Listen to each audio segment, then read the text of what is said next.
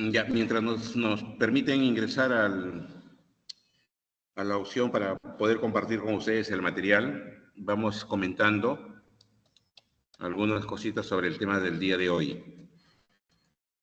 Bien, jóvenes, ya estamos entrando a la recta final. Hoy día nos toca referirnos a un sistema que debe de alguna manera garantizar los recursos que se necesitan en el denominado sector público para poder financiar las actividades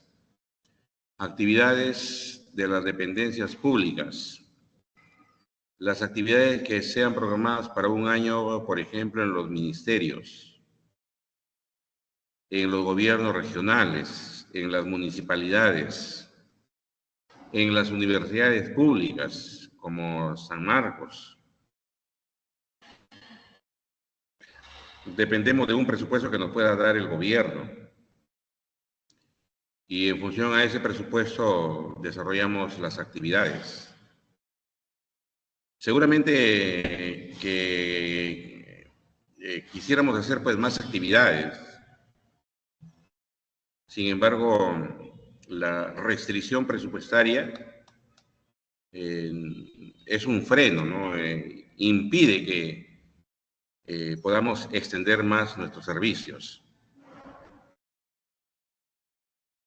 Entonces, los gobiernos siempre van a requerir de estos recursos para poder gestionar el Estado.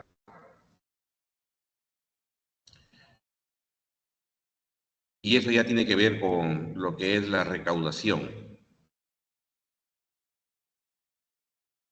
En el caso de los estados del cual el Perú es parte, habría que también hacer mención de algunas cositas. Voy a seguir comentando algunas cosas hasta que nos den pase. ¿Ya? Por ejemplo,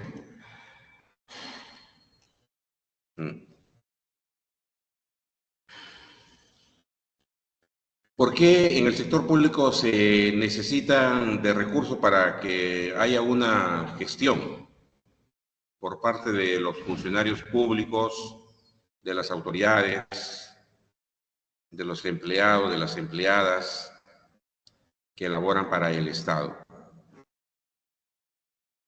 Porque lo usual es que el Estado se organice.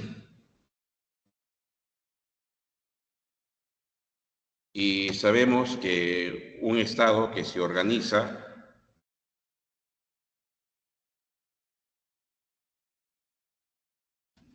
lo hace a través de los poderes.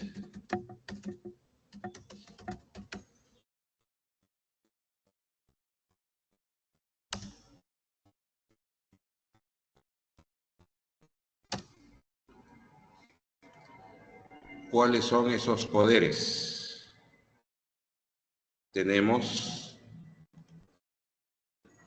el poder ejecutivo.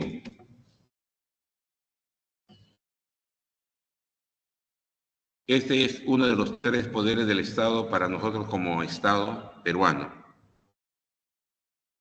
El poder ejecutivo, su nombre lo indica, es quien debe de ejecutar las leyes que el Congreso aprueba. Y este poder del Estado va a ir ejecutando estas leyes habiéndola previamente reglamentado. Para que una ley se ejecute debe de tener su reglamento. Y el reglamento ya es de responsabilidad del Poder Ejecutivo, en donde, como todos sabemos, quiénes son los funcionarios que son parte del Poder Ejecutivo. El más importante es el presidente de la República. Luego tenemos la presidencia del Consejo de Ministros. Y ahí están pues los ministerios, que para el caso de nosotros son 19 en total. Todos ellos conforman el Poder Ejecutivo.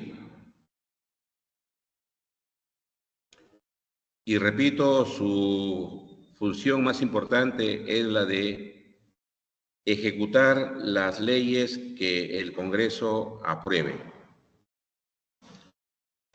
Para ello, el Poder Ejecutivo elabora políticas públicas. Si esa política la elaboró el Ministerio de Economía y Finanzas, usualmente se le va a llamar política económica. Si viene la política por el lado del Ministerio de Educación, seguramente se le llamará política educativa. Si viene la política del ministro de Agricultura, de seguro que le llamaremos política agraria a ese conjunto de medidas. Entonces, las políticas públicas están en función a los requerimientos del Estado y pues, como se dice jurídicamente, el Estado somos todos, sobre todo la población. Ahí entonces tenemos lo fundamental del Poder Ejecutivo.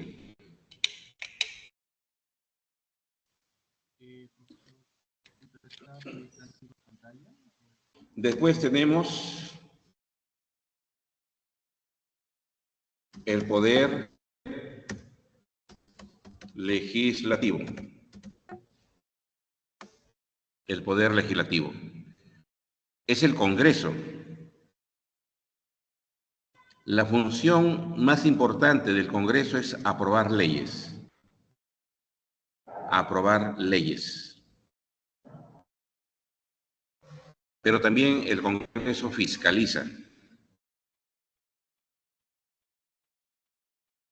Como sabemos, la organización del Congreso pasa porque tiene una mesa directiva donde está el presidente del Congreso con los vicepresidentes. Después viene el Pleno del Congreso, que es cuando se reúnen todos los congresistas que son, como sabemos, 130. Y los congresistas, cuando no se reúnen en el Pleno, lo hacen en sus respectivas comisiones. Sí, el Congreso también se divide en comisiones de trabajo, que son por ahora 25 en total. Muy aparte de estas comisiones de trabajo, tenemos comisiones investigadoras, comisiones especiales, comisiones protocolares, ¿no? Para ver temas ya específicos que el Congreso considera son de su competencia.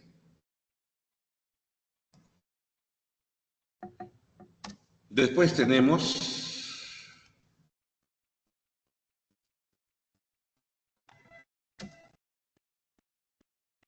el otro poder del Estado, el poder judicial.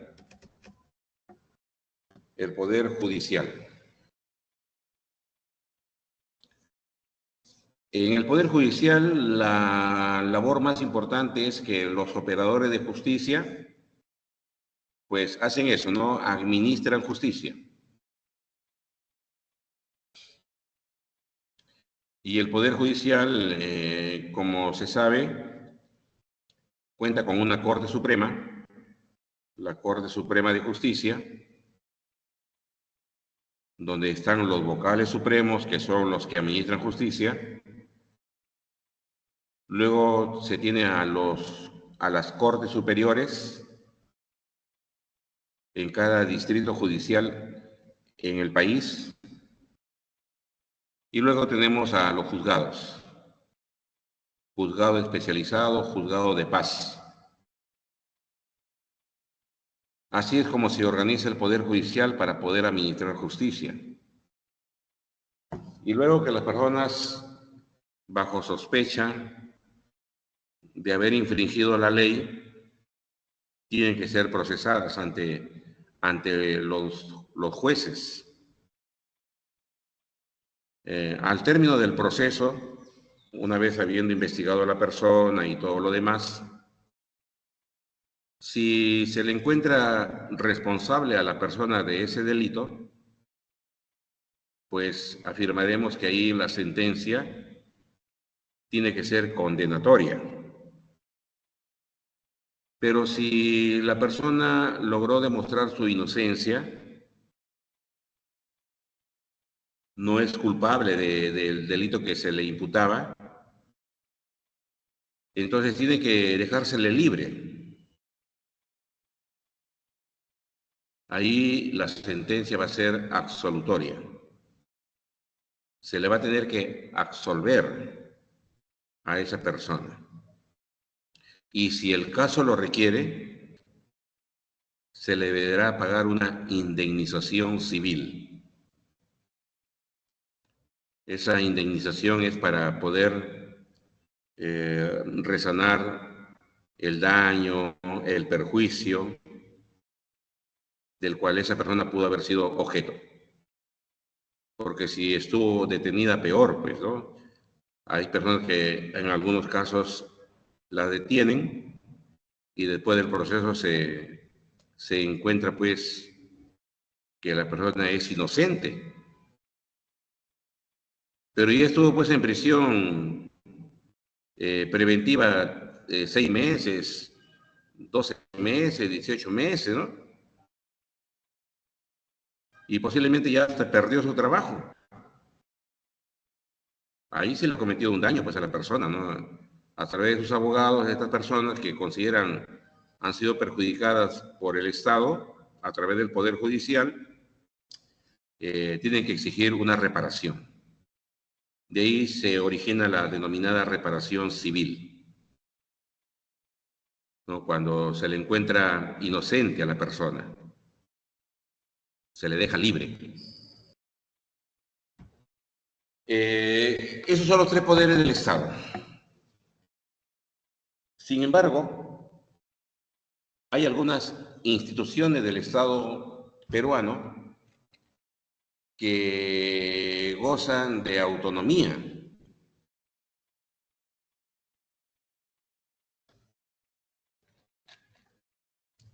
Que no están dependiendo de algún poder del Estado.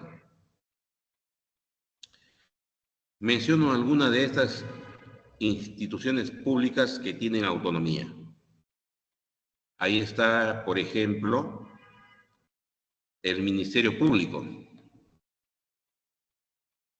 donde están todos los fiscales, desde el presidente del Ministerio Público, que es el fiscal de la Nación, hasta los fiscales adjuntos.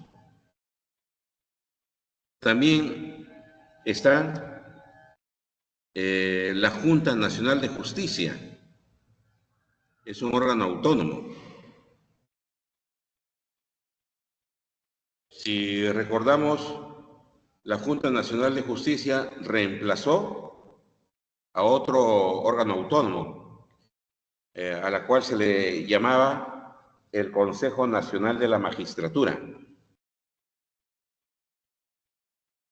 Seguramente ustedes que han leído saben muy bien a qué me estoy refiriendo, ¿no?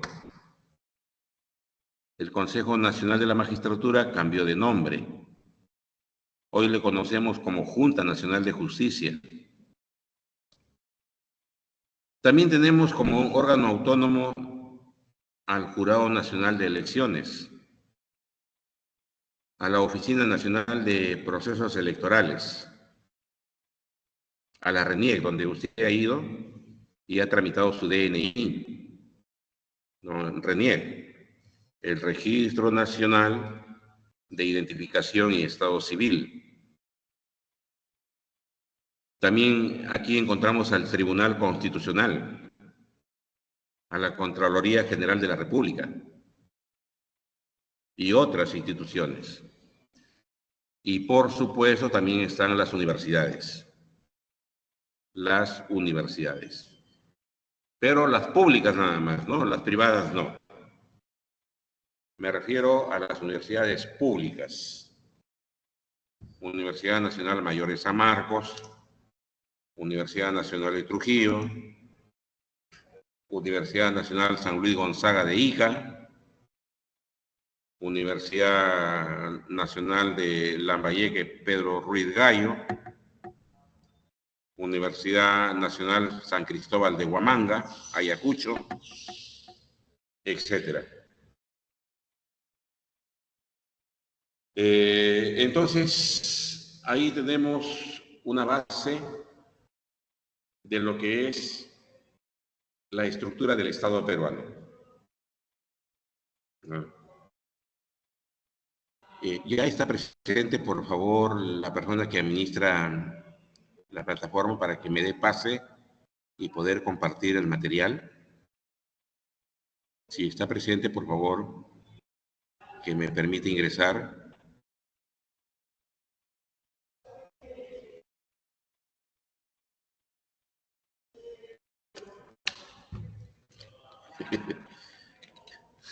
Aún no está presente, me parece.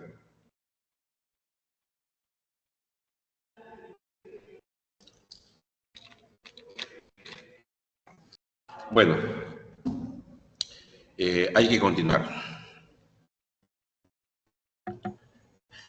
Les comentaba que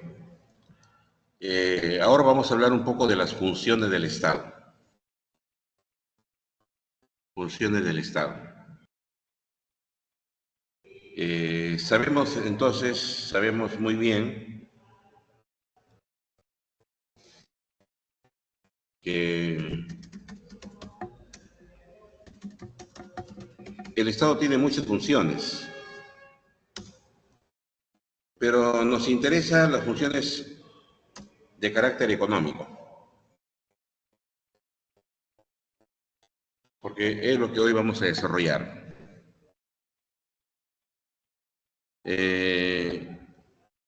Una función económica del Estado es la llamada función estabilizadora.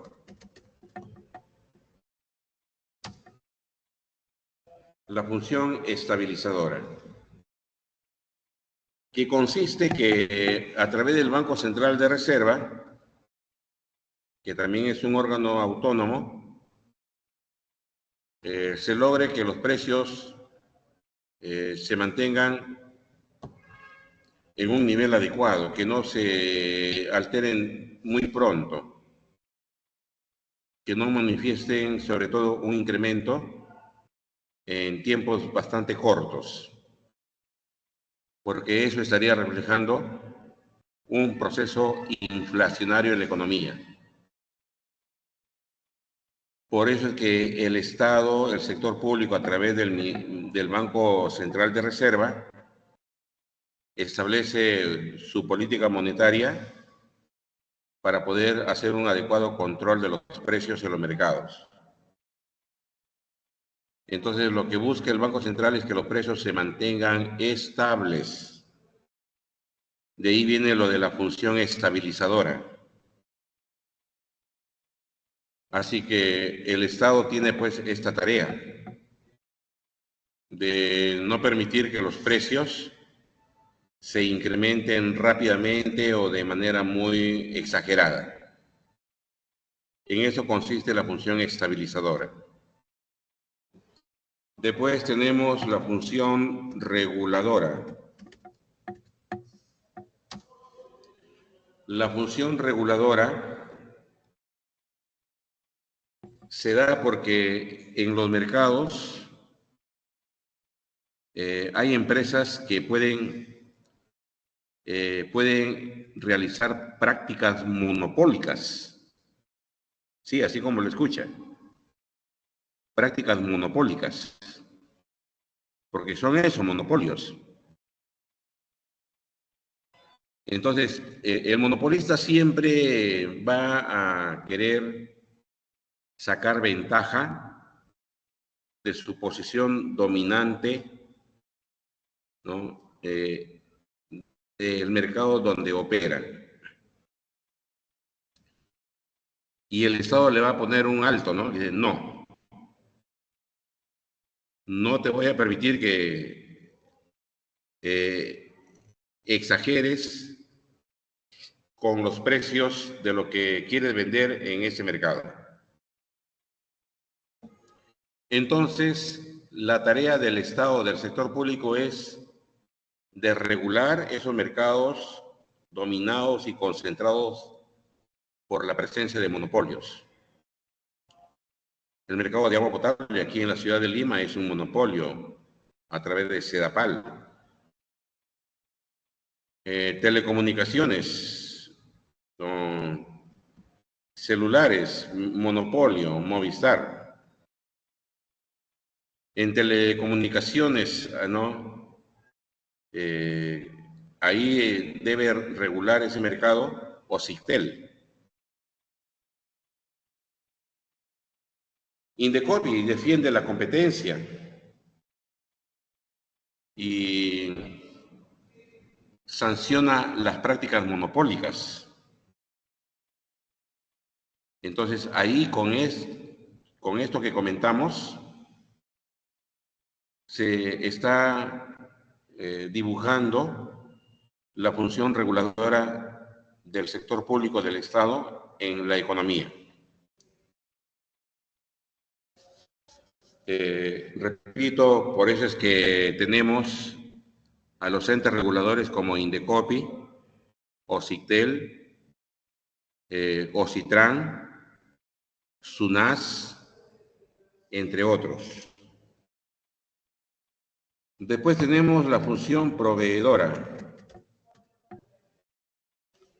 La función proveedora.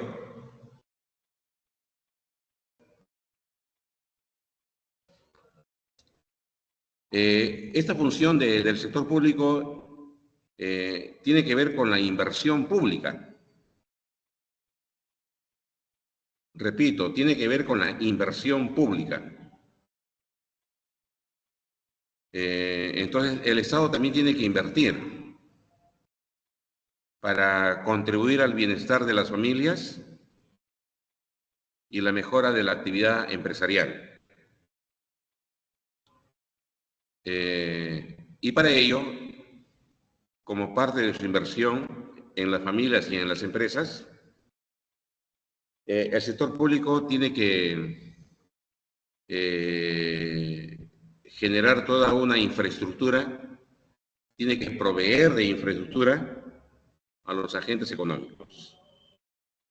Si es para las familias, tiene que construir colegios, bibliotecas, centros médicos, tiene que construir hospitales, universidades, escuelas, teatros, centros de esparcimiento, etcétera. Si son las empresas, pues el Estado también puede invertir para mejorar la actividad empresarial. Por ejemplo, construir carreteras, por donde se quiere que la actividad económica se intensifique.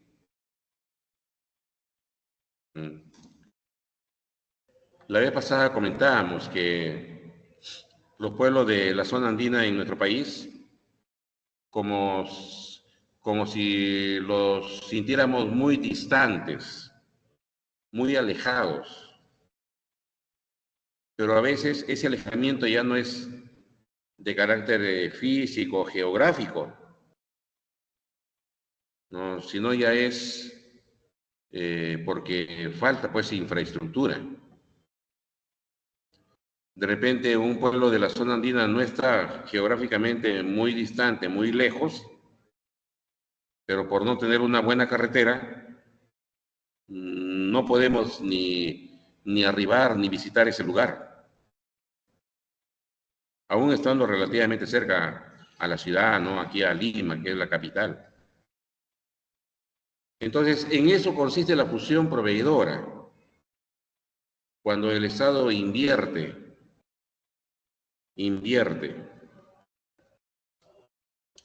Después tenemos la función redistributiva.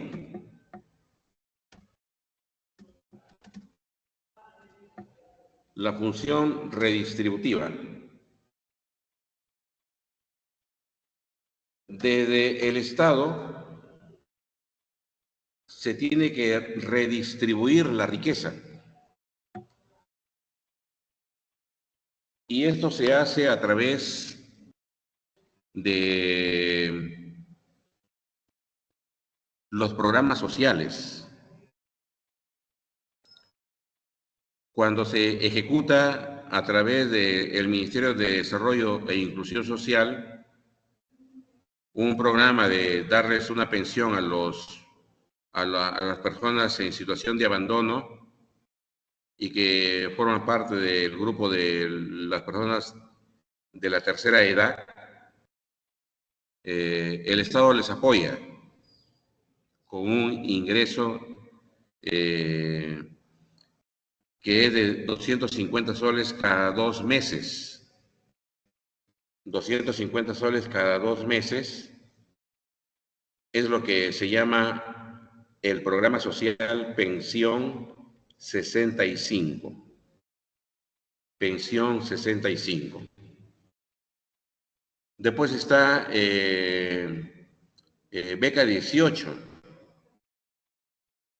para familias cuyos hijos terminaron el colegio, quieren seguir estudiando porque son buenos estudiantes, pero lamentablemente en la familia no hay recursos para que puedan continuar sus estudios superiores. Si esa fuese la situación del joven o de la jovencita que quiere seguir estudiando ya a nivel superior, entonces puede postular a un incentivo a este beneficio llamado beca 18. Y así, ¿no? Tenemos varios programas sociales, tanto por el lado del gobierno nacional como por el lado de los gobiernos locales, las municipalidades. También hay programas sociales para ayudar a los que no tienen un buen ingreso en el mercado. Ahí está, por ejemplo, los desayunos escolares a través del programa que ya le cambiaron de nombre y que se llamaba Caliwarma. Ya le cambiaron de nombre, es el mismo programa pero con otro nombre. No recuerdo en estos momentos ese otro nombre. Pero sí, ya no se llama Caliwarma, ese programa que consiste en ir a nombre del Estado, darle desayuno a los niños y niñas de los colegios públicos, porque la mayoría de ellos asiste al colegio y no lleva pues su lonchera. No, es porque no hay, pues no alcanza el poco dinero que la familia tiene. Y la otra función es la función recaudadora. Esa es la función que hoy nos interesa, porque queremos hablar de un sistema tributario. Y la función recaudadora es eso. El Estado recauda tributos. Y los tributos pueden ser impuestos, pueden ser tasas o puede ser una contribución. Entonces, en eso va a consistir la función recaudadora. Cobrar impuestos a nombre del Estado. Eso es lo que hacen los gobiernos de turno. ¿no? Recaudan impuestos a nombre del Estado, porque es el Estado quien cobra los impuestos, las tasas y las contribuciones. A ver, por favor, llegó la persona que administra la plataforma para que me dé pase y poder mostrar el material. Por favor.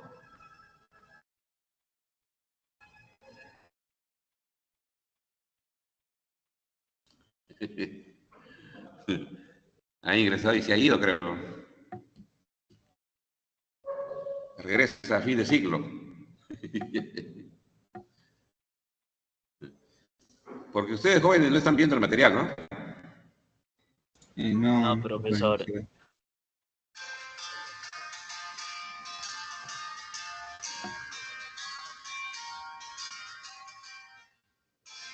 Un ratito, ¿ya?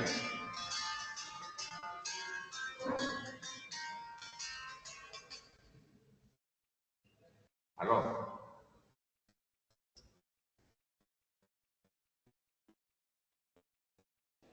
Yo estoy acá ya con un grupo de alumnos. Exactamente. No estoy compartiendo pantalla porque no me dan pase. Hace rato estoy preguntando si está el administrador, no me responde y por eso no puedo mostrar el material.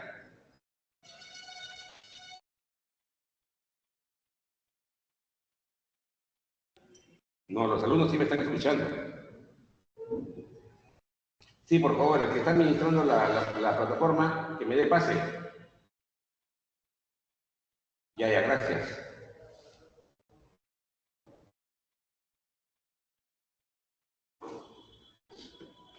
A ver, vamos a esperar un minuto porque van a subsanar, parece que es una cuestión técnica, ¿ya? Pero seguimos comentando. Sí, hoy justamente vamos a hablar de esta función recaudadora de tributos que los estados a través de los gobiernos van a ejercer, no es solamente aquí en Perú como estado, sino en todos los países del mundo. El otro día estaba tratando de averiguar cuántos estados tenemos en el mundo y no hay un dato preciso, no hay un dato exacto. Algunos recomiendan que el número de estados lo determinan los organismos internacionales, como por ejemplo Naciones Unidas. Y según esto, tendríamos 189 estados a nivel mundial. Lógicamente, entre ellos el Perú, pues, ¿no? 189. Pero otro dice, hasta la FIFA, ¿no? Hasta la FIFA la involucran en esto de querer determinar cuántos estados, cuántos países hay en el mundo. Y según la FIFA, organismo supremo del fútbol a nivel mundial, señala que hay 206 estados. 206 estados.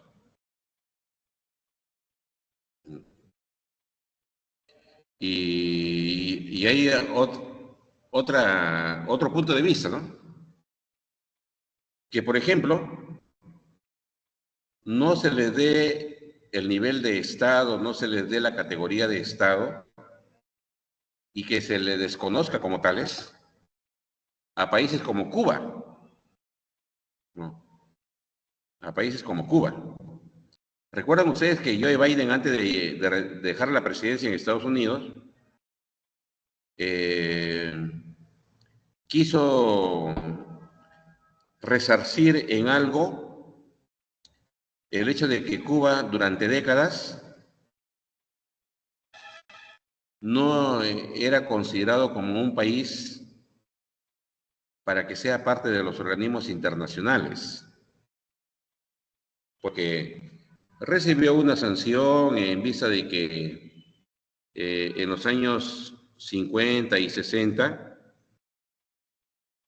Se dio un proceso revolucionario en la isla, en Cuba. A ver, un momento.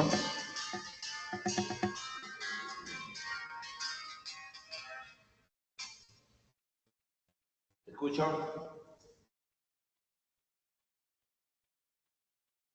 Ya, a ver, voy a intentar, ¿ya? Porque no lo veo activada A ver, espérate un ratito.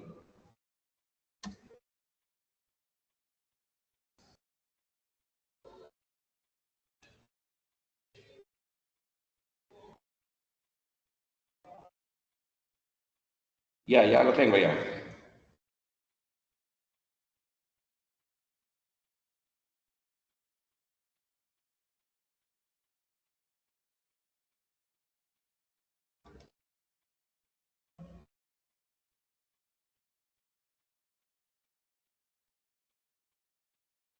Ya, listo, continuamos.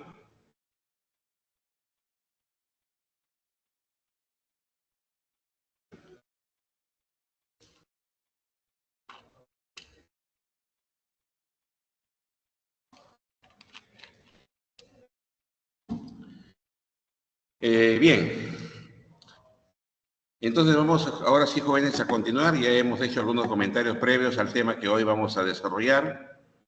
Y efectivamente,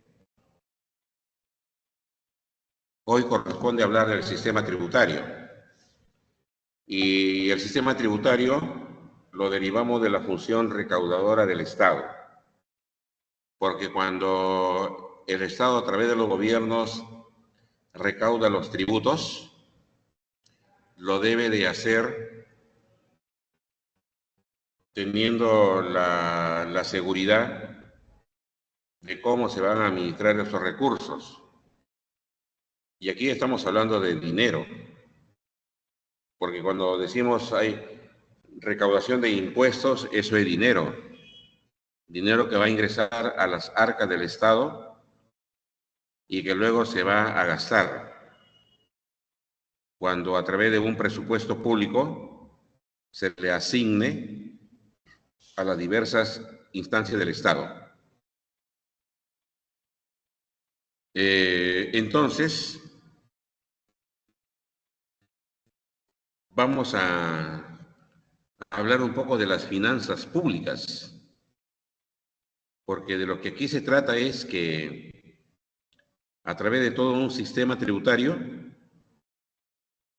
se sepa administrar los recursos monetarios del sector público que se originan a través de la recaudación de tributos.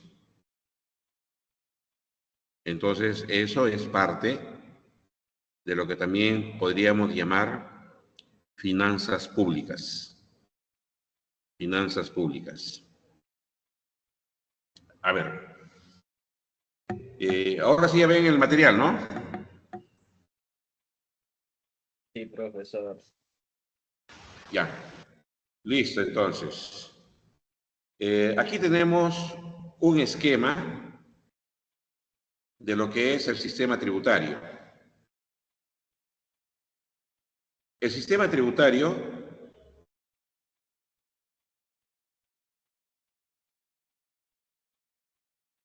en nuestro país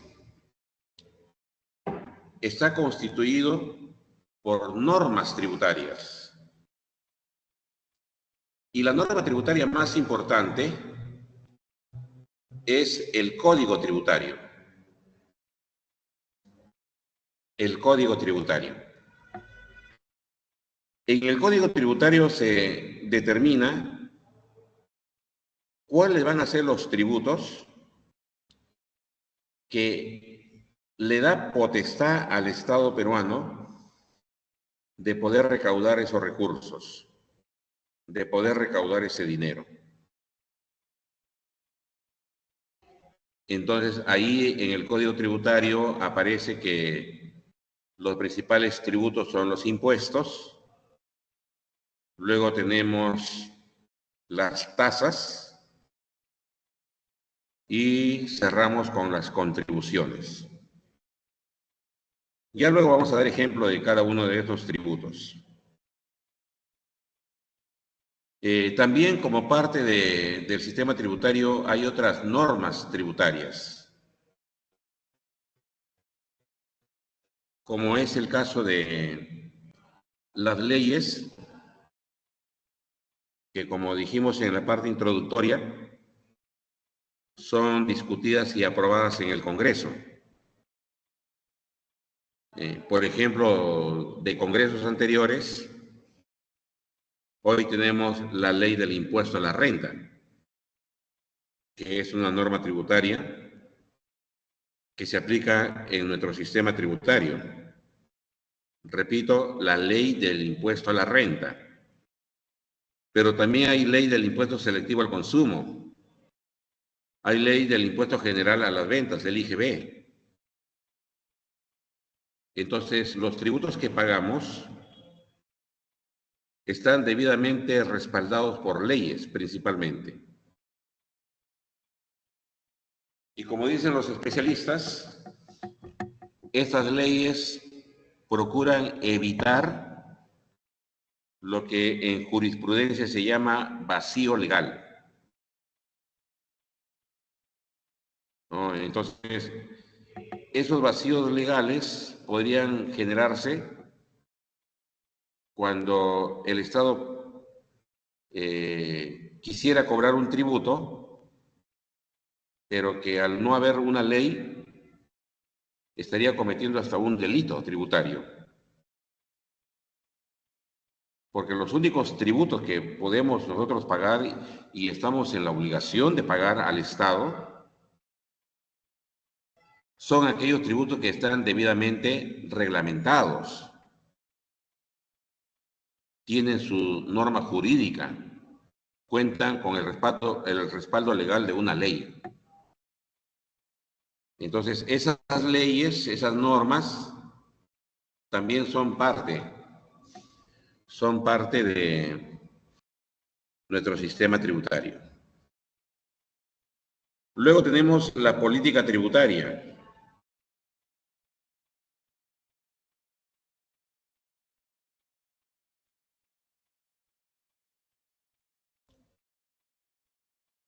La política tributaria es todo un conjunto de medidas cuyo principal propósito es buscar la mayor recaudación de tributos en el país. Hacia eso apunta una política tributaria, a ir mejorando los canales de recaudación, a ir simplificando dichos canales que permiten recaudar algún tributo, de buscar cómo se pueden reducir los costos de recaudación, de fiscalizar la labor que hacen los entes recaudadores que administran los tributos, como por ejemplo la SUNAT, etcétera. La política tributaria está a cargo directamente del Ministerio de Economía y Finanzas. Ministerio de Economía y Finanzas.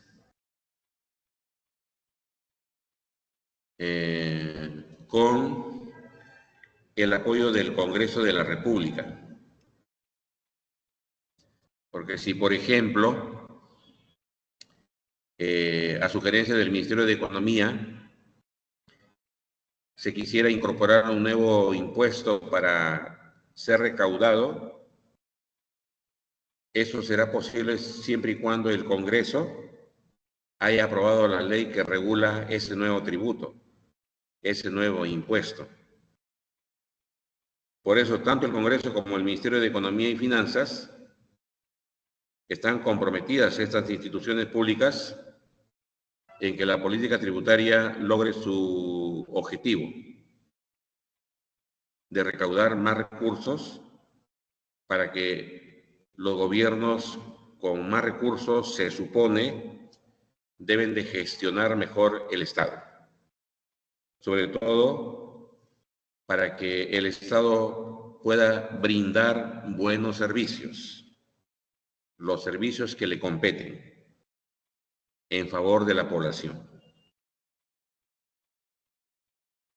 Como parte también del sistema tributario tenemos la administración. La administración tributaria. Aquí la administración tributaria es responsabilidad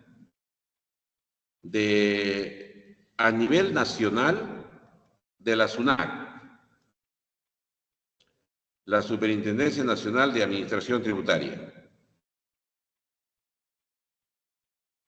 Entonces, la SUNAT recauda los tributos que nosotros los contribuyentes pagamos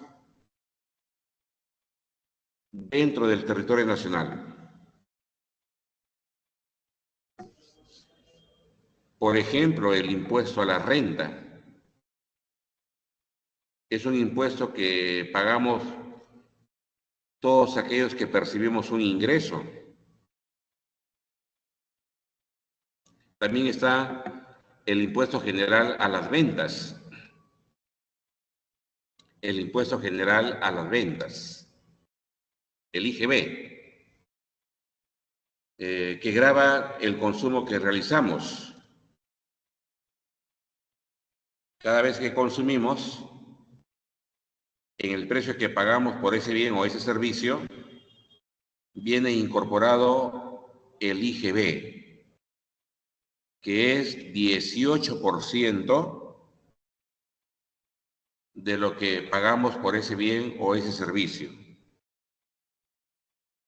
18% del precio de ese bien es ese impuesto, el IGB. Entonces, eso hace la SUNAT. Recauda y administra los tributos que a nivel nacional nosotros los contribuyentes debemos de pagar a favor del Estado. Pero tenemos que en los gobiernos locales, en las provincias y en los distritos, también a nivel nacional, están las oficinas tributarias. Las oficinas tributarias son una dependencia de los municipios, de los gobiernos locales. Por eso los vecinos, las vecinas, en un distrito o en una provincia, cuando quieren pagar algunos tributos, lo hacen en el área de tesorería del municipio, que funciona como una oficina tributaria. Ahí se paga, por ejemplo, el impuesto predial, el impuesto que debe de pagar toda persona que dice ser dueña de un predio,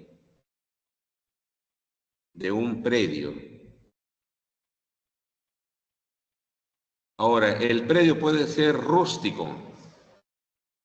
Se dice que un predio es rústico legalmente cuando el terreno no está construido. Ese es un predio rústico.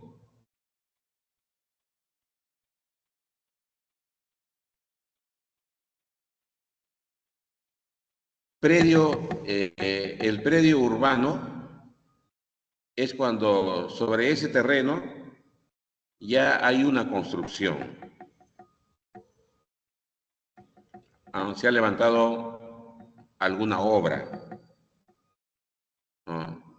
Ya ese también va a pagar su tributo, que es el impuesto predial.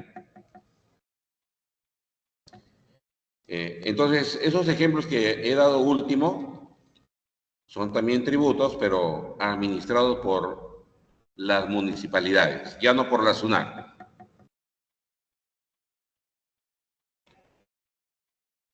Bien.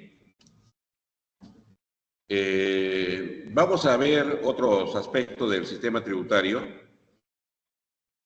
Y aquí, como hemos estado repasando, El sistema tributario reúne los siguientes elementos. Ahí tenemos el caso de la política tributaria. Son medidas, son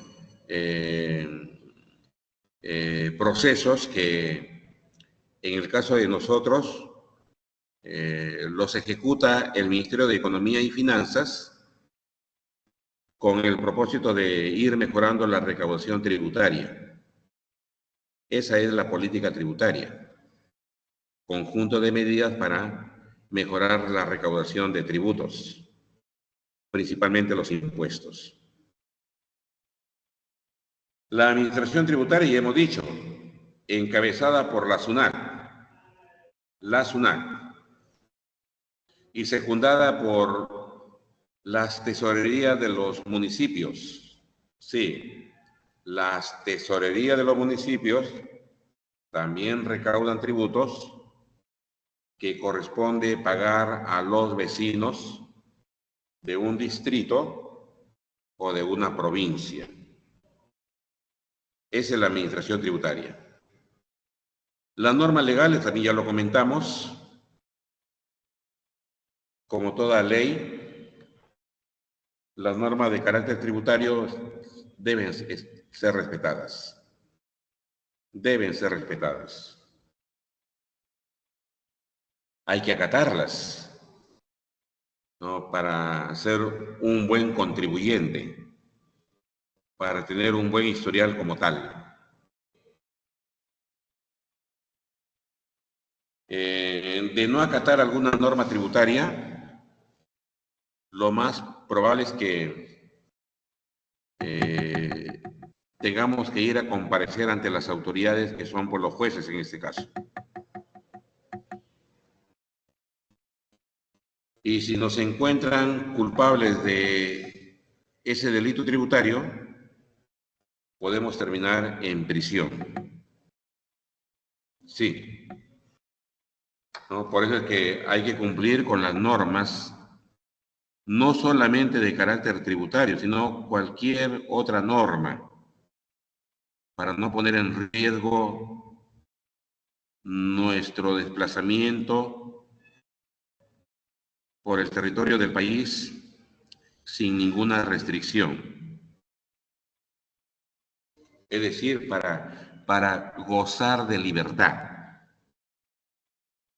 Porque si se comete algún delito, no, sobre todo tributario, que es el tema que hoy estamos viendo, de cometer un delito tributario, la persona tiene que recibir una sentencia.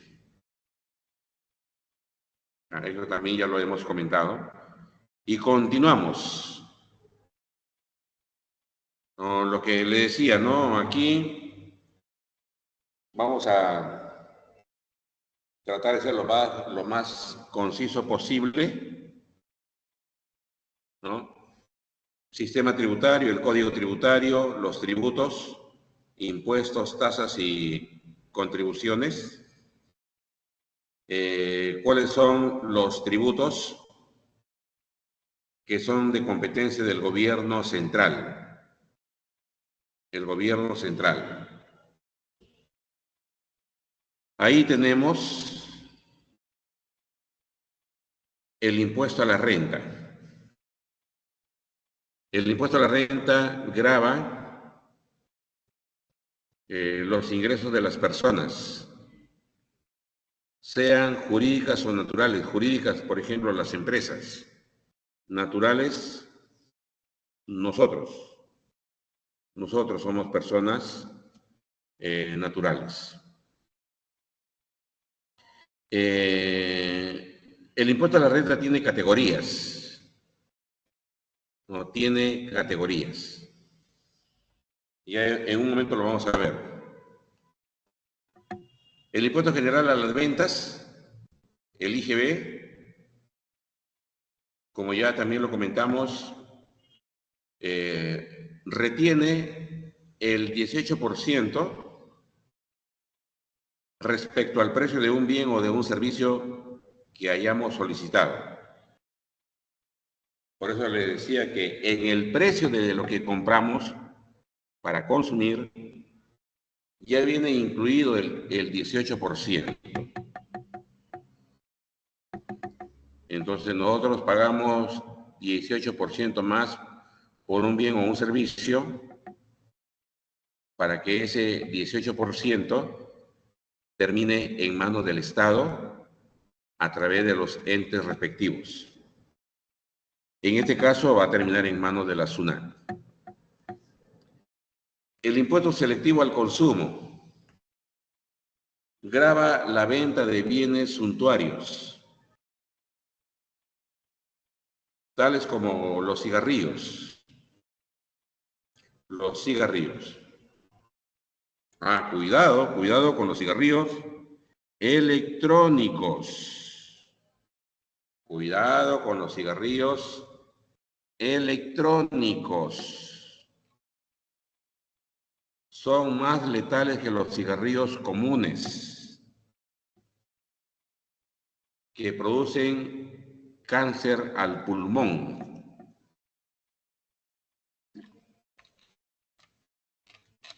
La persona que consume cigarrillos en forma excesiva puede contraer cáncer, en particular cáncer al pulmón. Hace como un mes leía un informe de Bélgica, Europa, donde ellos ya prohibieron, porque en algunos países los que más consumen cigarrillos electrónicos son los jóvenes. Son los jóvenes, ¿no? Es por una cuestión así de moda. Está de moda, pues, fumarse un cigarrillo electrónico.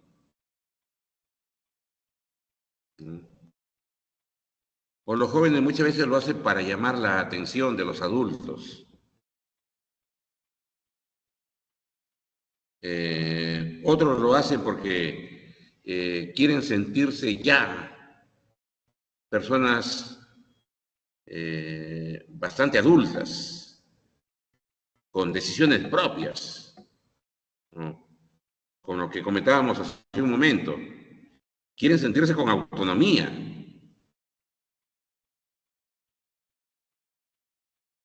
Pero son más dañinos, no lo digo yo, sino lo dice la ciencia. Los cigarrillos electrónicos son más dañinos que los cigarrillos comunes. Así que de lejitos nomás ver los cigarrillos electrónicos. Y si se va a consumir, que sea pues, como decimos coloquialmente, que sea uno a las 500, ¿no? Sí, porque no es agradable ni tampoco nos garantiza un mayor bienestar que con cierta frecuencia se esté fumando este tipo de cigarrillos. Entonces los cigarrillos es un bien suntuario, superfluo. Aquí también se aplica impuesto selectivo al consumo a las gaseosas, a las bebidas alcohólicas. También se aplica impuesto selectivo al consumo a los que adquieren embarcaciones deportivas, un yate, por ejemplo. Entonces, ese tipo de bienes son los que van a pagar este impuesto. O sea, aparte que le aplican, por ejemplo, a la cerveza, aparte que le aplican ya el impuesto general a las ventas, le agregan el impuesto selectivo al consumo. Así es, así manda la normatividad en temas tributarios. régimen único simplificado para las microempresas, para las pequeñas empresas. Ese es el RUS, régimen único simplificado. Impuesto especial a la minería. A los trabajadores del sector minero, no solamente a los mineros propiamente dicho, sino a toda la planilla de una empresa minera que esté a cargo de algún proyecto minero, que esté extrayendo el oro, extrayendo el cobre, etc. La ley le exige a ese empresario pagar este impuesto especial a la minería, que es el 8% de las remuneraciones que perciben los trabajadores en el sector minero.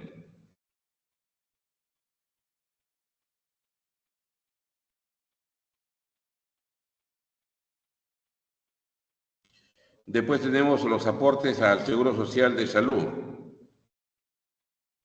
Se le descuenta al empleador de sus ingresos, al empresario, el 9% del valor de la planilla que tenga en su empresa. Eso es, ¿no? Es salud. Es salud.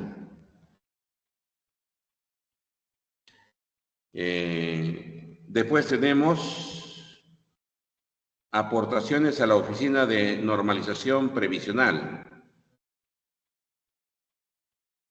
Esto es el 13% de la retribución de un trabajador que voluntariamente haya decidido que sea el Estado, el sector público, quien le dé una pensión cuando cumpla con los requisitos para jubilarse a través de la ONP. Los derechos arancelarios son los impuestos a las importaciones.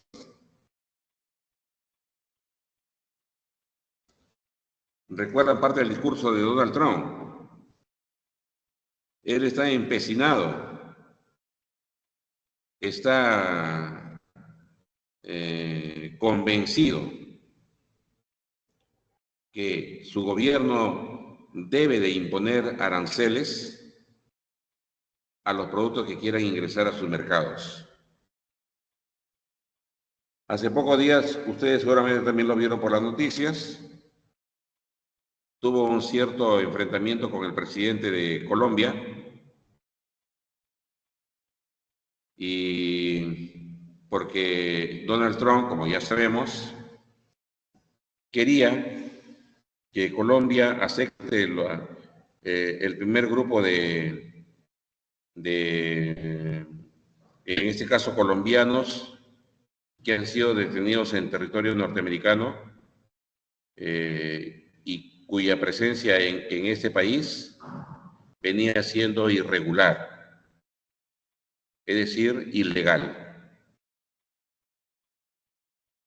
En el caso de nosotros ya nos han dado una primera noticia y ya hay 70 peruanos que han sido detenidos y que según el gobierno norteamericano no deben estar en Estados Unidos sino en Perú,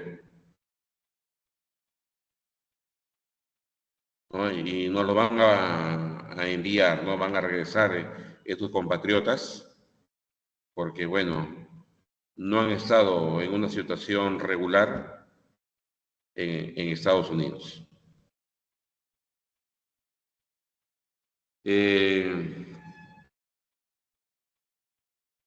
Acá no son reglas mineras, son regalías mineras. Regalías mineras. Tasa de prestación de servicios públicos. Esto por lo general se paga cuando queremos pedir, por ejemplo,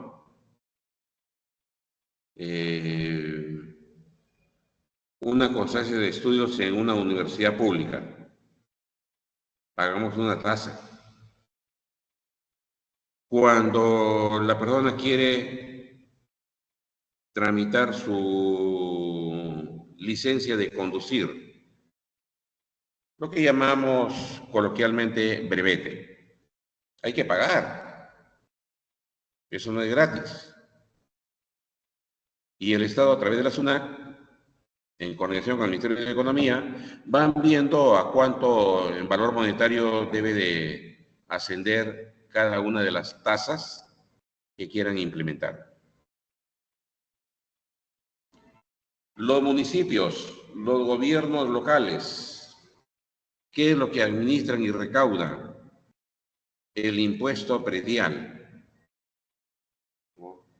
Como comenté hace un momento, el impuesto puede ser el impuesto predial puede recaer sobre un bien considerado considerado urbano, u otro que puede considerar rústico. El predio urbano es cuando ya en ese terreno hay una construcción, ya se levantó alguna infraestructura. Entonces, el propietario de esa infraestructura va a tener que pagar en el municipio, en el gobierno local, lo que corresponda como impuesto predial. No, ahí se está grabando el predio.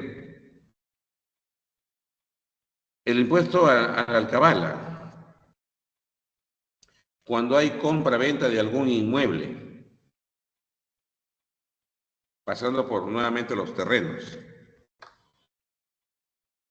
Ahí el Estado exige que una persona, si está demostrando tener ingresos suficientes para adquirir una vivienda, un departamento, para comprar un local o algún otro inmueble, entonces está esa persona demostrando que tiene dinero, tiene recursos, viene el Estado y le dice, como tú tienes dinero para comprar inmuebles, para comprar predios, entonces me vas a pagar este impuesto. Impuesto a la alcabala. Impuesto a los juegos. El caso más representativo es el impuesto que pagan los dueños de los tragamonedas, ¿no? Que son lugares de distracción para las personas, ¿no? Juegos. Entonces, si es que en ese local de tragamonedas, ¿no?, se paga impuestos por esa actividad, eso es lo que representa el impuesto a los juegos, Impuesto a las apuestas, impuesto a las apuestas. Las loterías, por ejemplo, los sorteos públicos. Quienes van a apostar al hipódromo, allá por ejemplo en Monterrico, esperando que el caballo por el cual apostó pues gane la carrera. Si la suerte lo acompaña, lógicamente que ganará el dinero que se ha comprometido de por medio, pero a su vez ahí nomás le hacen el descuento de cuánto le corresponde pagar como impuesto por esa apuesta que hizo. Impuesto al patrimonio vehicular. Todos los que compran un vehículo ¿no?, con 0 kilómetros de recorrido, va a pagar un impuesto en los 3 primeros años que ese vehículo ya forme parte del propietario o forme parte del patrimonio de quien se declaró propietario de ese vehículo. Ese es el impuesto al patrimonio vehicular. Se paga por los 3 primeros años de tener, repito, dicho vehículo como parte de la propiedad de la persona.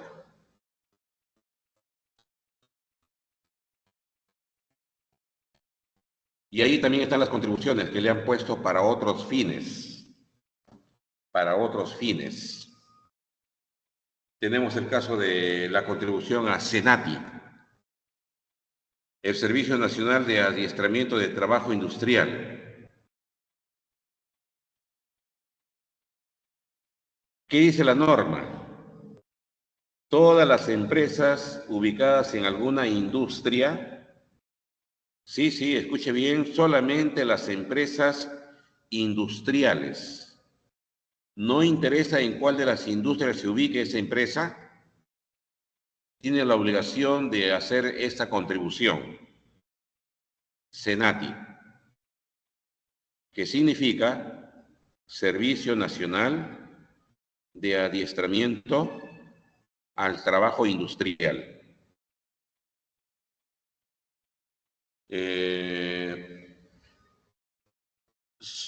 Pagan SENATI las empresas,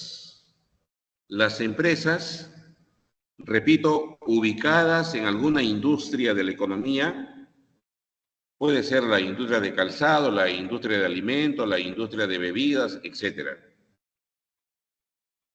Entonces, si la empresa está ubicada en alguna de estas industrias, ahí ya hay un indicio de que debería pagar esta contribución SENATI. Y se corrobora, ¿no?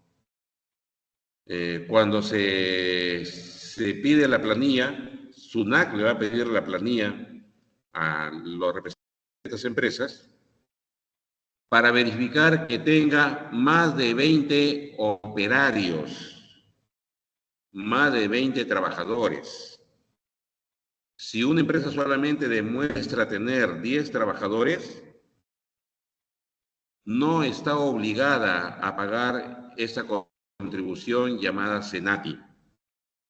No, nadie le puede exigir que haga el pago de este tributo, porque no cumple con lo que establece la norma tributaria. Repito, SENATI es solamente para los que tienen más de 20 trabajadores, ¿no?, como operarios. Y las contribuciones a CENSICO. CENSICO es el Servicio Nacional de Capacitación para la Industria de la Construcción. Eso viene a ser CENSICO.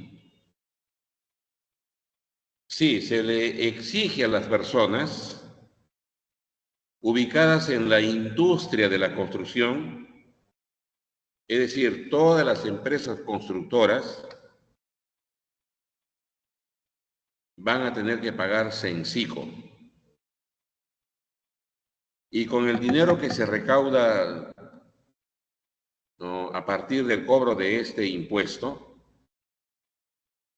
perdón, de esta contribución, el Estado va a tener dinero para poder financiar la formación de técnicos. Sí, la formación de técnicos que se van a ubicar en la industria de la construcción,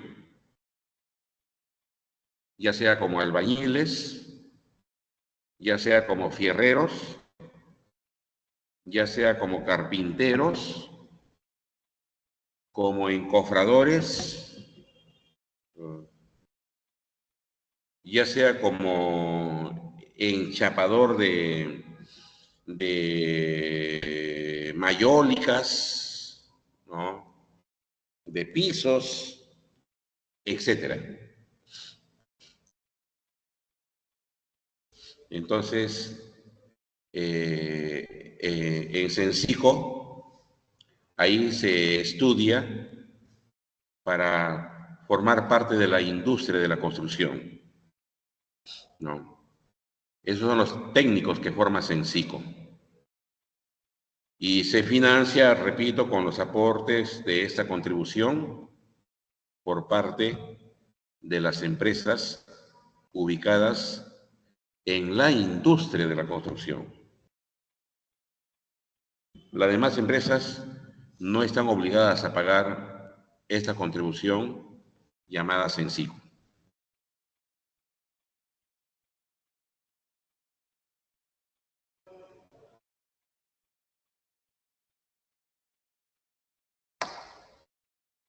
A ver, hacemos un pequeño descanso de 3, 5 minutos y luego retornamos, ¿ya? Retornamos a las 3:25. ¿Ya? Tomen aire, ¿no? Alguna bebida, descansen estos pocos minutos.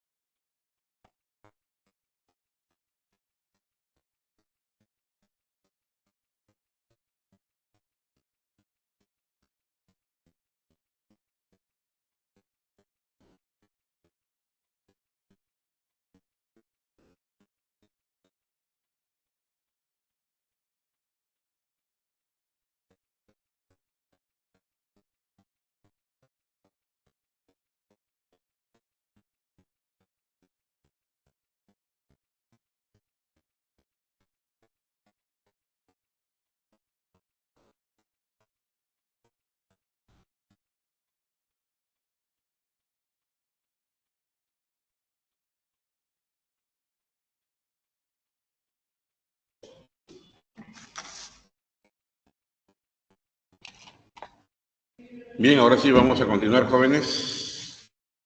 Ya respiramos, tomamos aire y seguimos. Entonces, hablemos un poco sobre los elementos más importantes de un sistema tributario, que son indudablemente los tributos. El concepto general de lo que es un tributo es que viene a ser un pago obligatorio. Por eso es que no podemos decir, no, yo no pago el tributo o los tributos, mayormente que son pues los impuestos.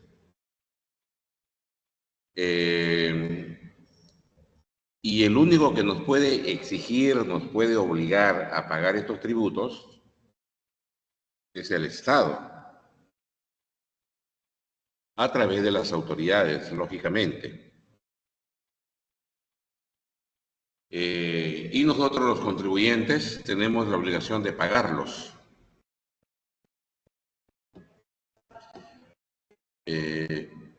Cualquier otra forma de que se nos quiera obligar a desembolsar un poco de dinero, lo más probable es que eso sea un delito que está cometiendo, ¿no?, de parte de aquel sujeto que nos quiere obligar a que paguemos ese monto de dinero. Comento esto porque justamente estamos en un momento en el que no solamente en nuestro país, sino en muchos en el mundo, hay bandas de delincuentes, hay organizaciones criminales que, como todos los días nos enteramos, vienen obligando, vienen amenazando a las familias, a los que tienen negocios, a los empresarios, que les den cierta suma de dinero. Disculpen el término, pero ¿con qué facultad estos miserables vienen y exigen que se les entregue esa cantidad de dinero? No, eso ya es un delito. Por eso se habla de extorsión. Y la extorsión es eso, pues,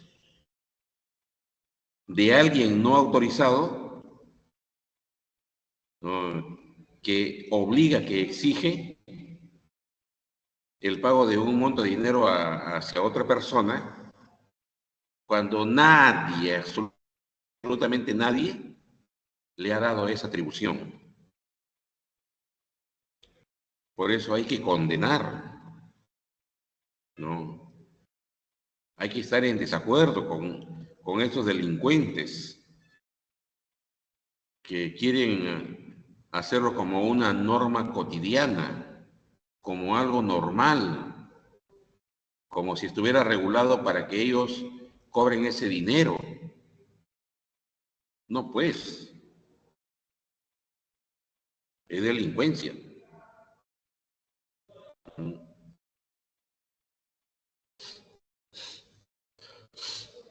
Acá lo que se tiene que hacer, ya a ustedes creo que también les comenté, las Fuerzas Armadas se tienen que involucrar.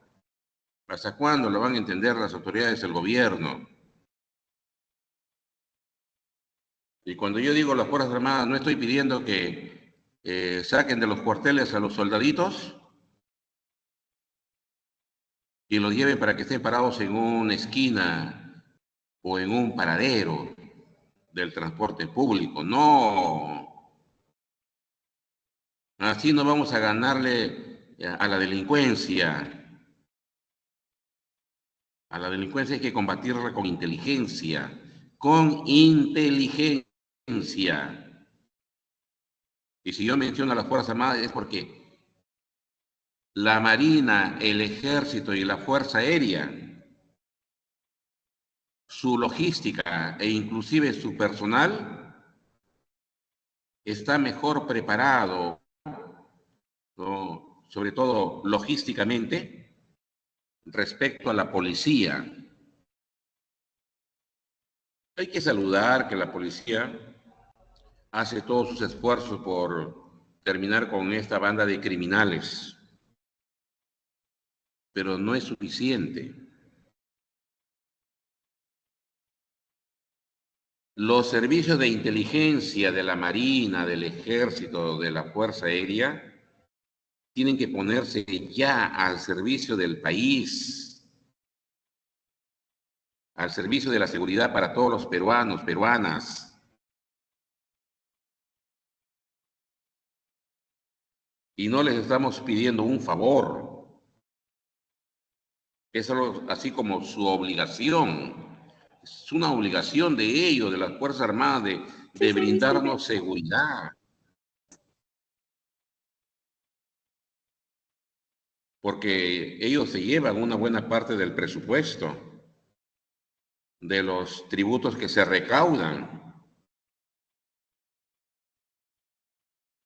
Deben de contribuir a que en el país retornemos a una situación más estable, más segura, que nos dé mayor confianza para poder hacer mejor nuestras actividades.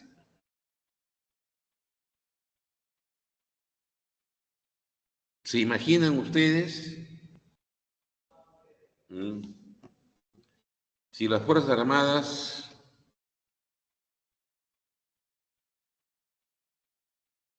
saldrían pues inteligentemente a combatir la delincuencia? Ya estaríamos haciendo retroceder a estos delincuentes. Ellos tienen que hacer el trabajo de inteligencia, detectar dónde están los criminales, dónde están preparando su nuevo acto delictivo, darles información a la policía, y la policía es la que tiene que intervenir, la policía es la que tiene que actuar, la policía es la que tiene que allanar el lugar, el domicilio, el departamento, el local, lo que fuese, donde están esos delincuentes. Procesarlos y mandarlos pues a la cárcel.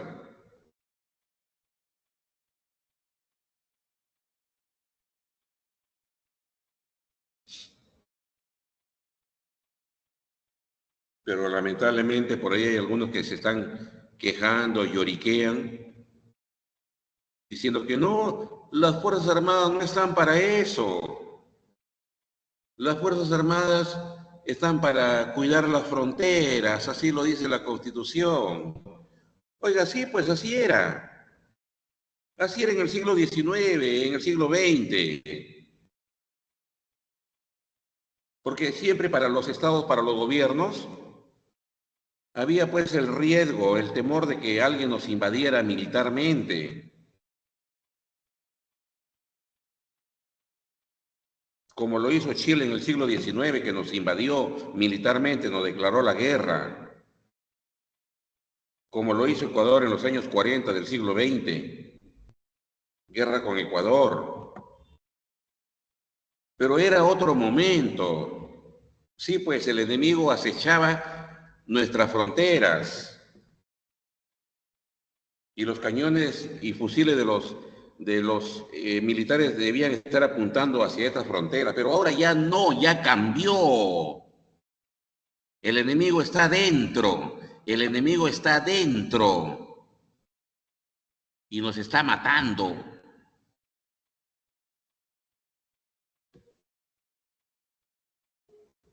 Esos fusiles de las Fuerzas Armadas tienen que cambiar de dirección, pero sobre todo su inteligencia, su servicio de inteligencia. Debe de ponerse al servicio del país. Ellos dan la información, la policía actúa, los jueces dictan sentencia, apoyándose en los fiscales.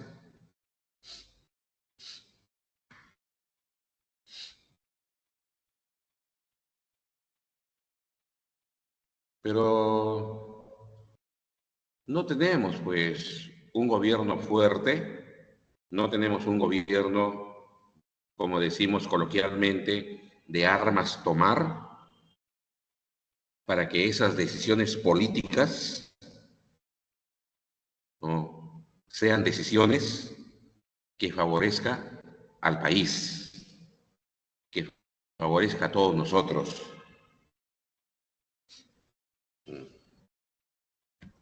En tonterías están ahí entretenidos, entretenidas,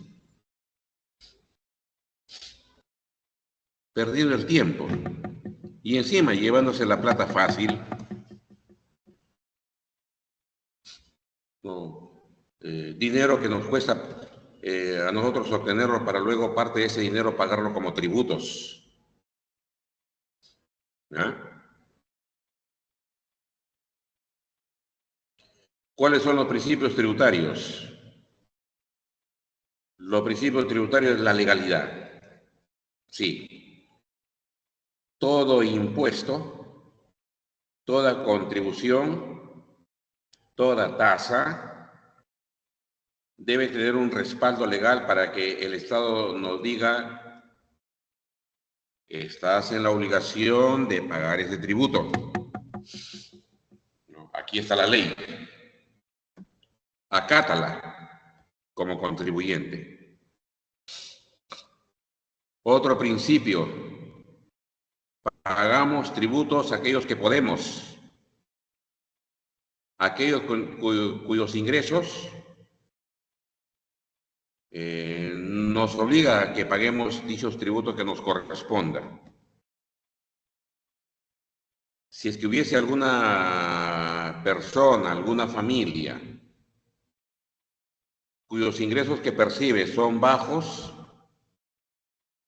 y no cumple los mínimos requisitos para convertirse en contribuyente, entonces tiene que pedir una exoneración. Ir a la SUNAT, si es que es un tributo a nivel nacional, tiene que ir a la SUNAT y pedir esa dispensa, pedir esa constancia de exoneración de dicho tributo, de dicho impuesto, porque no tiene capacidad contributiva. Eso también es válido, ¿no? Pero no quedarse en casa diciendo: no, yo gano poco, y encima si voy a pagar este impuesto, mi situación va a empeorar. No, no, no. Las personas no se deben de quedar en el comentario, sino que tienen que ir a la administración tributaria y ahí hacer sus trámites para que le exoneren de esos pagos de tributos. Otro principio tributario es que el Estado, si bien es cierto, tiene la facultad de obligarnos a que paguemos los tributos, tampoco pues se puede exceder. No puede caer en facilismo. Acá voy a sacar todo el dinero que a mí se me ocurra, ¿no? No, no, no. Los montos que paguemos por los tributos, la cantidad de dinero que debemos de entregar al Estado, tiene que ser razonable. Los montos de los tributos no deben de tener un afán confiscatorio. No deben de buscar chocar con la riqueza de las personas. No. Por eso es que los tributos, sobre todo los impuestos, por lo principal gravan la renta.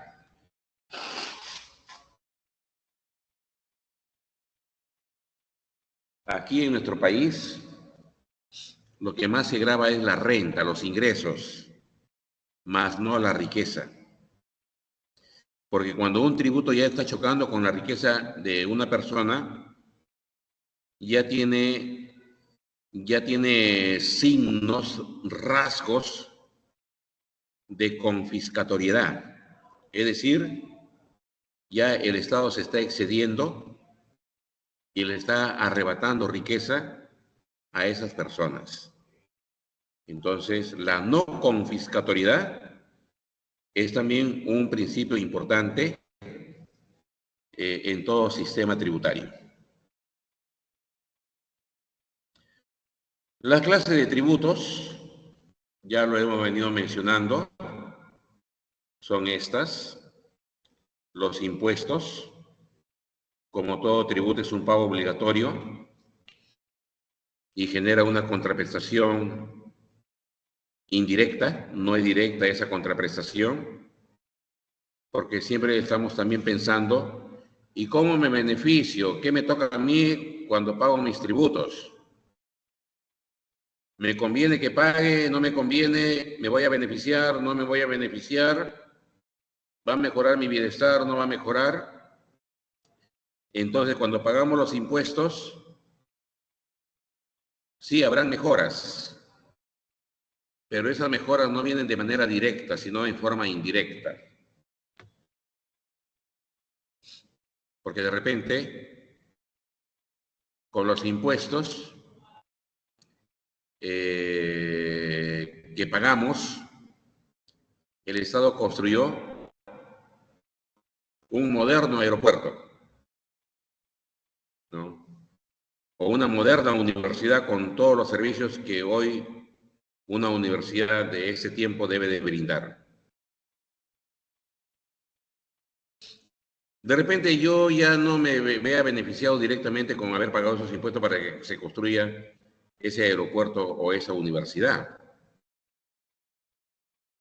Pero sí, de repente lo más probable es que mis hijos vayan a esa universidad. Ahí me estoy beneficiando indirectamente. Porque fui yo quien pagó el impuesto, pero no fui yo quien se benefició, sino mi descendencia. Esa es la característica de los impuestos. Los pagamos y si algún beneficio recibimos es de manera indirecta. La contribución. Acá sí. Pagas la contribución y la persona que hace el pago de ese tributo llamado contribución sí se va a beneficiar. Sí se va a beneficiar. Por ejemplo, pagar para la jubilación futura, la ONP, que es un sistema de jubilación por parte del Estado, del sector público. El aportante a la ONP es quien directamente se va a beneficiar cuando cumpla los requisitos para jubilarse. Es él o ella quien va a recibir la pensión cuando se jubile. Esa es la contribución, tiene esa característica. O cuando pagamos esta otra contribución que se llama ESALU. ESALU. Ese 9% que pagan las empresas para el seguro social. ¿Quién se beneficia? Los trabajadores de la empresa que está aportando a ESALU. Ellos pueden ir al seguro social para ser atendidos, para ser atendidas. Esa es la contribución. Acá sí hay una contraprestación directa a favor del contribuyente. Las tasas también, inclusive son mucho más directas. Pagas este tributo, pagas de la tasa y ya te estás beneficiando con algún servicio en la administración pública.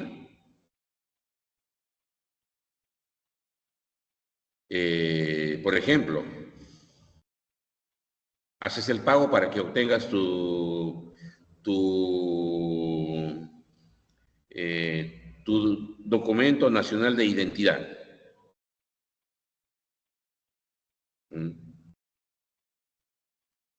Para que lo actualice, porque ya de repente se venció tu DNI y lo tienes que actualizar tramitando uno nuevo.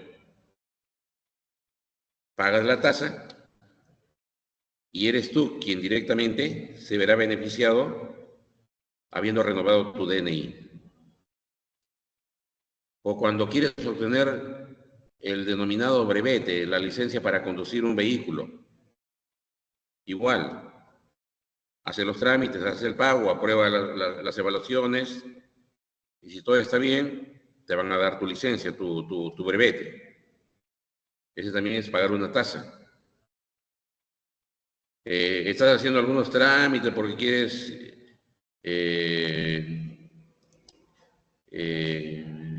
realizar alguna actividad y te piden, entre otros requisitos, de repente una partida de nacimiento. También. No, vas a ir al sistema de RENIEC a tramitar esa partida de nacimiento. En general, cuando pagamos las tasas, de manera inmediata y personalizada recibimos un servicio por parte del Estado. Los arbitrios también son tasas. Lo pagamos a los gobiernos locales, a las municipalidades. Pagamos arbitrio para que recojan la basura. Ese es un servicio directo que recibimos las familias. Pagamos un arbitrio para que las calles, las avenidas estén limpias, para que los parques estén muy bien cuidados, para que tengamos áreas verdes donde corresponda, para que las avenidas estén bien señalizadas con un letrero muy visible, para que tanto los que viven en el distrito, que de repente no van muy frecuentemente por ese lugar, se sepan ubicar, y con mayor razón los que tal vez están visitando dicho distrito, etcétera, etcétera. Pagamos arbitrio para que nos den seguridad ciudadana a través del servicio de serenazgo. Esos son los tributos que están en nuestro sistema tributario. Los impuestos son tal vez los que más ingresos les da. No, a ver, voy a ver, acá está, creo, creo que es.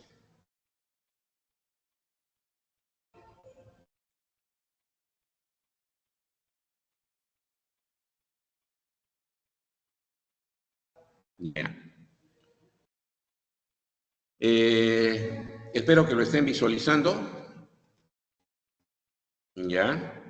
Miren, estoy mostrando este Excel, cómo fue la recaudación tributaria el año pasado, 2024. El total de lo recaudado, este es informe de la SUNAT, llegó a ser de 178.106 millones de soles. 178.106 millones de soles. El total. Los ingresos tributarios fueron de 155.756 millones de soles, de los cuales el impuesto a la renta,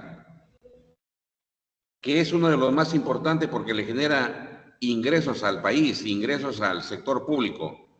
El año pasado, el impuesto a la renta generó 65.730 millones de soles. Y el impuesto a la renta más importante es el de tercera categoría, el que pagan principalmente las empresas. ¿Cuánto recaudó la SUNAT cobrando este impuesto a la renta de tercera categoría? 28.590 millones de soles. Repito, es de las diferentes categorías del impuesto a la renta, es el más importante para el país.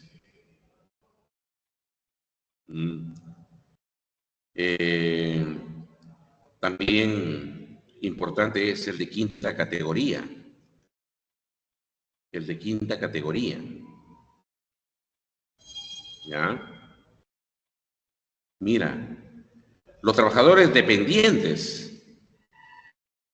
Los trabajadores dependientes. A ellos ya se les va descontando el impuesto a la renta cada mes que les pagan. Mira, ¿cuánto llegó a ser? 12.692 millones de soles. Mientras que los trabajadores independientes, el de cuarta categoría, apenas generaron un ingreso tributario de 1.360 millones de soles.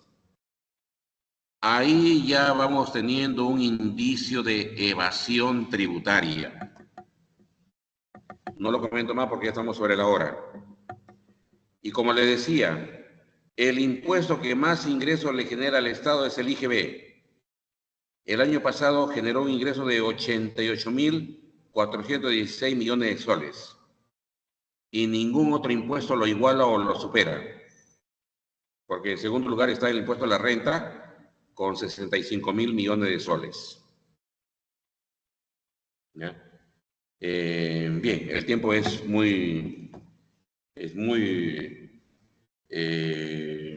corto. Ya, entonces ahí están los impuestos que he estado comentando. Impuesto a la renta, los impuestos directos. Eso de indirecto o directo, directo es porque el mismo contribuyente va y hace su declaración jurada ante la SUNAT. El indirecto, como el IGB, se llama así porque el que lo paga no va y lo cancela a la SUNAT, sino lo hace a través de un retenedor del impuesto como son las empresas. Bueno, esto es lo que hemos estado comentando. La contribución que ya hemos comentado también son tributos que se pagan y donde el contribuyente recibe un servicio directo, ¿no? Salud es 9%, ONP es 13%, Censico es 0,2%, Senati es 0,75%. Esas son las tasas impositivas para estas contribuciones. Y las tasas, pagos obligatorios también, la base tributaria es la cantidad de contribuyentes. Acá lo tengo también. El año pasado terminamos con 12.532.000 contribuyentes. Repito, 12.532.000 contribuyentes. La mayoría de estos contribuyentes son empresas, es decir, personas jurídicas, no personas naturales. Ya, vamos terminando. La presión tributaria es lo que se recauda en un periodo respecto a la riqueza. El año pasado ha habido una presión tributaria de más o menos 18% del valor de la riqueza generada. Por eso se divide los impuestos recaudados sobre la riqueza generada, que es el Producto Bruto Interno. Exoneración, evasión, ya. La SUNAT, el presupuesto de la República. Y bueno, jóvenes, ahí tenemos las respectivas respuestas a las 10 preguntas que se les formula en los materiales. Hagan una captura de esa imagen. Y con esto estamos terminando, jóvenes.